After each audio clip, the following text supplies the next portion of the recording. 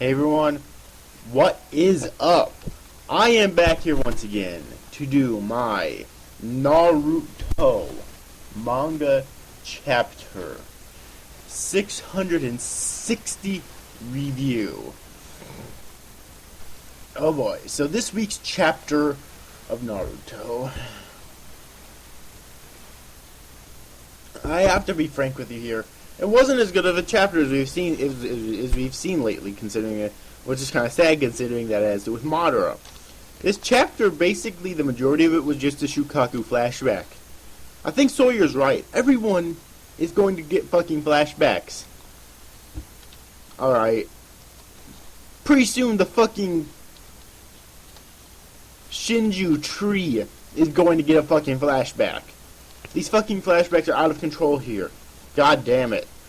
But yes, Shukaku gets a flashback to his previous Jinchuriki, and he seemed to be a wise old man, despite the fact that he was caged up because he was the Jinchuriki.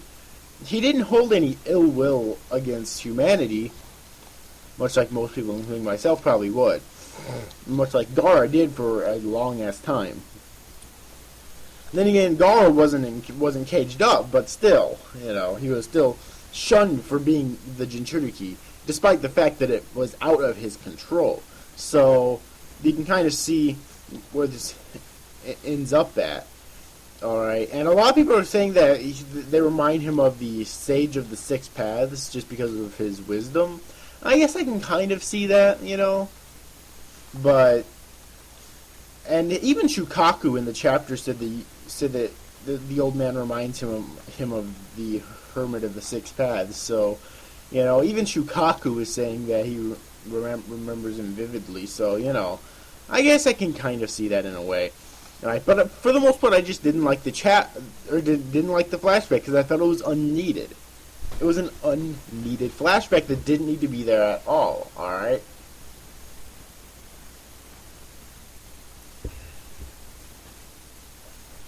Yeah, however, we did get some shit with Madara in this chapter, which was good. Even Black Zetsu starting to get a little annoying now. He's asking, you know, why... Because Gaara was trying to basically stop the Shukaku from being absorbed into Madara. And Black Zetsu asked him, you know, you're not even attached to a Jinchuriki anymore. Why would you try to protect the Jinchuriki? Even he's getting a little annoying now. Not nearly as bad as Obito, but still, you know. And it's the simple fact that Gaara, I don't want to say he's completely humbled. I don't know if humbled would be the right word. He's more at peace now than he used to be. All right, he's a good guy now. He was one of the he was one of the main villains back in the original destruction of the Leaf arc. But after that, he was turned into a good guy, a protagonist. All right. So, yeah, I really think that Black Zetsu's words there are definitely moot, and they don't really mean anything to Gaara. And there was also a scene in this chapter where Kurama, the Ninetales, was asking Gaara a favor. Now, this is really good character development for Kurama because, like, we've kind of already established this, that, you know, he kind of obviously switched sides. You know, he jumped ship, and now he's on Naruto's on the other side. But we never really got the sense before that he's humbled, and considering that he's asking Gaara, a previous Jinchuriki, a favor, I think it definitely shows that he definitely became humbled at one point or another. Not necessarily like we don't know exactly yet what he asked Gaara, though. I really hope it's not something dumb like, you know, protect Naruto, which I'm afraid it's going to be, because we already know that he's going to protect Naruto to begin with. He already had that plan, so I'm really hoping it's not something dumb like that, but I fear that it might be anyways. Alright, so yeah, there was that, and then there was another cool scene in this chapter with Madara, like, using his Susanoo to shoot out frickin' like spears and whatnot. So Madara is just pulling something new every fucking day. All right, seriously, this is the week of Madara. Even though the last few weeks have been the week of Madara too. Like this I think that I thought that the flashback was actually rather boring, but I do think this chapter is worth reading just for Madara. Fucking awesome. So yeah, just to get that out of the way there. Alright, I really don't think there's anything else I need to talk about in terms of this chapter. Oh yeah, by the way, where the fuck is everyone else? I know I've said this before, but seriously, it's really starting to concern me now, alright? Where the fuck is, the 5 Kage, Tsunade, fourth Raikage, Onoki, Mei, and, well, Gaara's there, so no reason to really talk about that. But, where are all of them? Where's the Hokage? Yeah, where's freaking Hashirama, Tobirama, and Hiruzen? I mean, where's Orochimaru? It's like, and where's the rest of the allied shinobi forces? I don't know if I remember. I don't remember if I mentioned this before, but this is but if not, here we go. This is reminding me of, like, I think it was over a year ago actually. Might have been close to a year too. I don't remember exactly for sure, but when the Ten Tails was initially revived by Obito, and it took everyone fucking forever to get to the fucking battlefield. And I know that these chapters, like when a new chapter starts to pick up immediately where the previous left off, alright? I realize that. But still, it makes me concerned when this happens. It's like, get your asses over there. I'm not saying I think it'd make a difference when you're talking about Madara. I mean, because he's motherfucking Madara. I don't think it make a difference at all, really. But still, get to the battlefield. God damn it. Everyone. So yeah, so I honestly don't know what Kubo's gonna do next. I mean, because at the end of this chapter is my favorite part, because it seems like Naruto has no Nine Tails now. And it's kind of interesting, because a lot of people, myself included, have always said that Naruto can't do anything without the Nine Tails chakra. And that's kind of true, alright, because when has he won a major battle without the Nine Tails chakra? He beat Haku with the Nine Tails chakra. He beat Pain with the Nine Tails chakra. He beat Orochimaru on the bridge in part 2 with the Nine Tails chakra. Let me try to think of some more here. He beat Gaara with the Nine Tails chakra. He's been fighting the majority of this war with the Nine Tails chakra.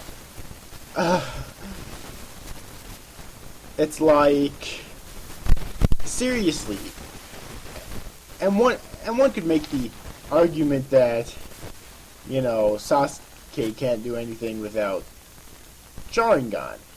And I'll agree with that. However, and I still hate Sasuke. But the reason, always have, still do and always will, but the reason I say that that it's passable with Sasuke is because Sharingan's a really fucking awesome technique. All the Nine Tails chakra is just chakra. And maybe a bunch of fucking Biju balls thrown in there on occasion, alright? That's really all it is. So, yeah, I think it'll be really Oh, and also he beat Sasuke at the end of part 1 with the he didn't really beat him, but he fought him with the Nine Tails chakra, like the final attack. The majority of that battle was fought with the Nine Tails chakra. All right, he fought Kimimaru in part 1 with the Nine Tails chakra, even though he didn't win. He still did though.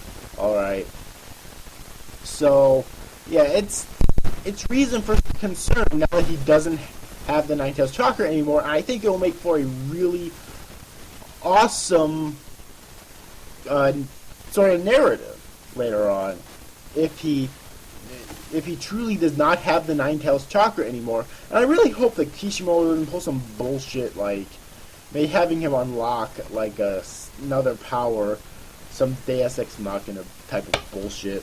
you know, like the Renegon, for example. Technically, he needs to see, unless Kishimoto wants to fucking retcon his fucking series again, he should need to see something traumatic in order to be able to unlock the Renegon. Because, as far as we know, in order to unlock the Renegon, not only do you need to have either Senju DNA and Uchiha power, or Uchiha power and Senju DNA, or just unlock it like normal, like I believe, right after the Eternal Mangekyo Sharingan, like I believe that Madara did, although obviously Naruto couldn't do that for obvious fucking reasons, alright? Or, I mean, and then you have to have something traumatic happen, like incredibly fucking traumatic happen to you, alright? Now, do I think that he will unlock it eventually? Yes, I do. What will that traumatic event be? Perhaps Sasuke's death. I'm not just saying this because I hate Sasuke. I mean, I do hate Sasuke, but I think it would be a really smart move on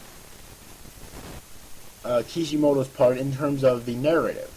Alright, because it would not only provide reason for, like, well, first off, another major character death, which would be awesome, but it would also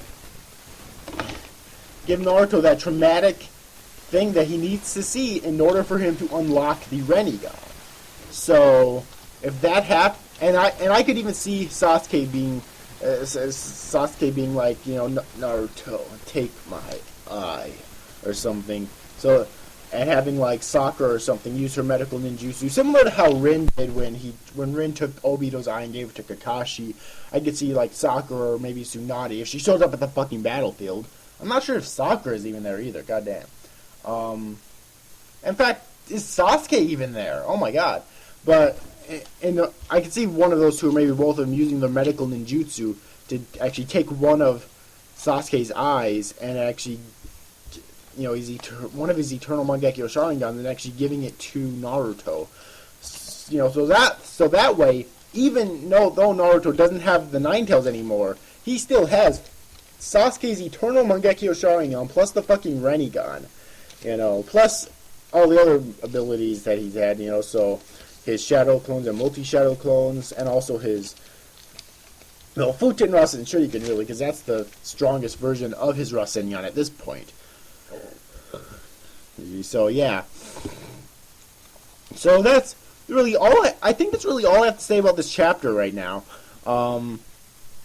So despite the fact that this chapter I don't think was as good overall as some of the previous chapters, after the flashback it really started to pick up, I think, and I thought it got really good after that, especially the end there, which leaves so many fucking possibilities. Alright, like, but seriously, if not, I still hate Naruto as a character too, but if he ends up fighting Madara